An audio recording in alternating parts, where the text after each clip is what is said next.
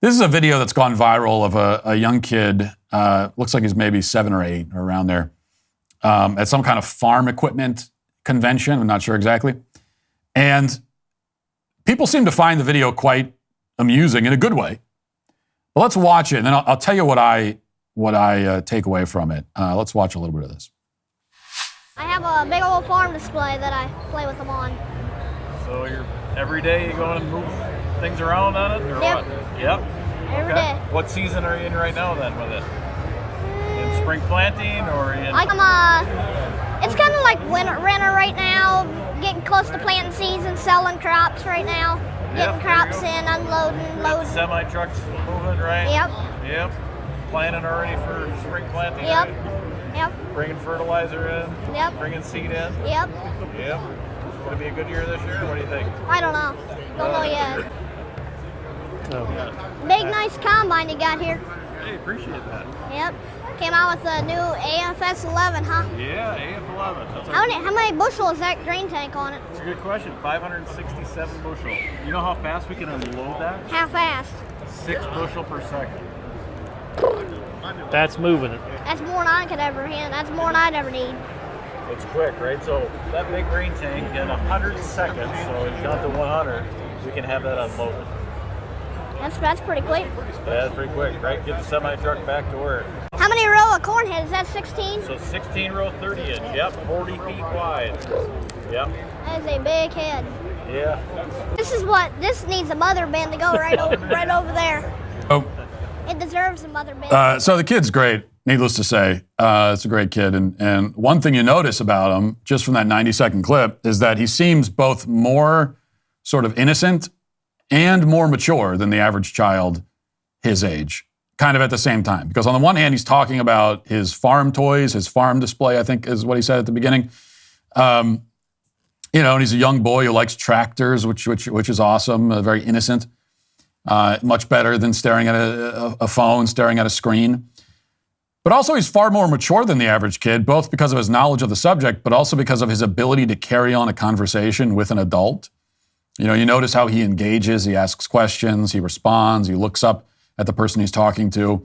Many kids twice his age cannot have a conversation like that. In fact, I'd say most kids in high school these days lack this kid's conversation skills. But of course, the main thing that comes across again is his knowledge of farming and his passion for it. And that's why, although the video is fantastic, it's also sad in a certain way that people find it so shocking and unique. Because this is how most boys that age should be.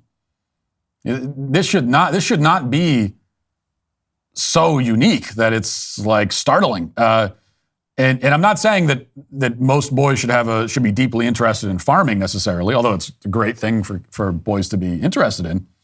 But that's not what I'm talking about. What I mean is this, that every boy should have a subject that he loves and he knows backwards and forwards. And it could be farming, it could be dinosaurs, it could be cars, it could be baseball, it could be outer space. It could be anything, really. But every boy should have a passion like this. And if you have a son and he doesn't have a passion, if you got a kid around this age, a little bit older maybe, and you look at that and you say, well, I don't know, what's my kid's version of the farming? Like, what's his version of that? If that's the case, then you should help him find it. Help him find his thing. And his thing might change. Like my oldest son, 10 years old, he has cycled through several different obsessions over the years, but in the last year, he has settled really firmly on wilderness survival.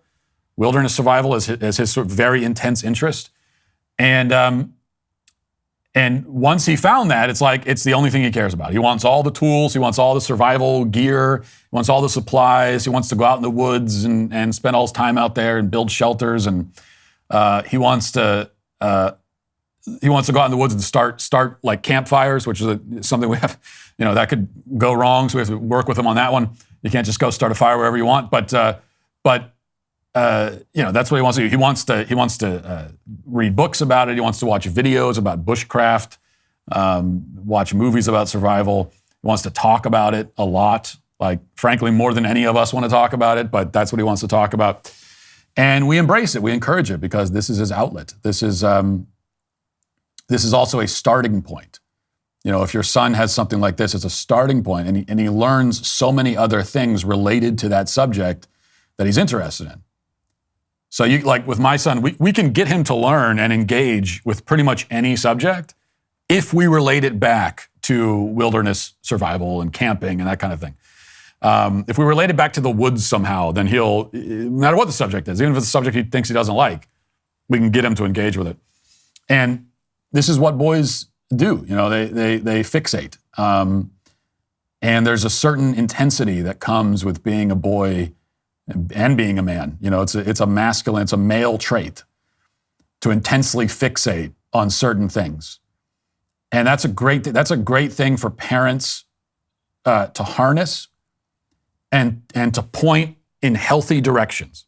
Whether you're feeling stressed or anxious or simply seeking a moment of peace and tranquility, the Hallow app has something for you. Hallow offers an incredible range of guided meditations and prayers that are designed to help you deepen your spirituality and strengthen your connection to God. With Hallow, you can embark on a journey of exploration, diving into different themes and types of prayers and meditations. From gratitude to forgiveness, each session offers a unique experience, sparking your curiosity and deepening your spiritual understanding. Choose different lengths of meditation to fit your schedule, whether you have a few minutes or an hour.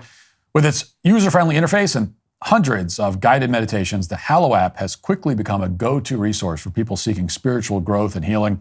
You can download the app for free at hallow.com/Matt Walsh, set prayer reminders, and track your progress along the way. So what are you waiting for? Download the Hallow app today at hallow.com/Matt Walsh, hallow.com/Matt Walsh for an exclusive 3-month free trial of all 6,000 plus prayers and meditations.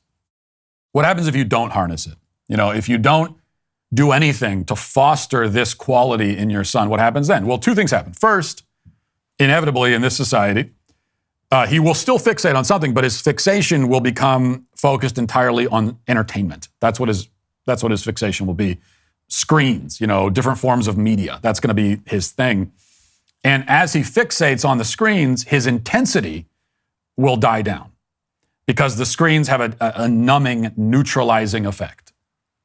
Which is why, as anyone knows, if you go into a room where maybe you've let your kids sit and watch TV for a little bit too long, and you walk in and they're just like zombies, just staring at the screen. You could talk to them and they don't even hear you, right? You could wave your hand in front of their face and it's like they don't even blink. It has this hypnotic kind of neutralizing effect. Whereas other things don't do that. Now, if your kid has a real interest, like farming, you can talk to the kid there. He's invigorated, he's excited, he's passionate, he's engaging. It's not like that when the kid is just sitting staring at the screen, just like this, slack-jawed, right? And look, before you start yelling at me, I know you're going to yell at me anyway, no matter what I say, so it doesn't matter, but I'm not saying, okay, that boys shouldn't have access to entertainment. I'm not saying that. Obviously, a kid is going to watch TV, he's going to watch movies, he's going to maybe play video games or whatever. And that's fine in moderation. But if you allow that, the entertainment, the screens, the media, to be your son's thing, to be his prime focus, his great interest, then in most cases, now, there may be some cases where from there, a kid, like maybe he goes on to become a film director, maybe he goes on to become a video game designer or something like that. Maybe he's in the media world and he'll trace that back to so that will happen sometimes. But most of these kids that are sitting around all day just consuming media, they're not going to go into any business that has anything to do with any of that. And it's not going to become a real passion. For a few of the kids, it'll become a real passion. But for most of them, it's not a passion. It's just it's a distraction. It's an amusement. It's just a recreation. It's a way of passing time. And the problem is that in that case, for most kids, if their great interest, right, is just staring at screens in different forms, he's not going to reap the benefits that he would if he was focused on farming or outer space or wilderness survival or even baseball. Because these things out in the real world, out in the physical world, when a boy focuses on those things, he learns about the world. he develops useful and edifying skills in the world. He usually ends up socializing around that interest. Like the screens are isolating. The screens are singular because most of the time kids do that just by themselves. In fact, even when I was a kid, there was at least more of a social element to the screens. Because like you would get together with your friends and like maybe you'd play video games. You'd all be in the same basement playing video games.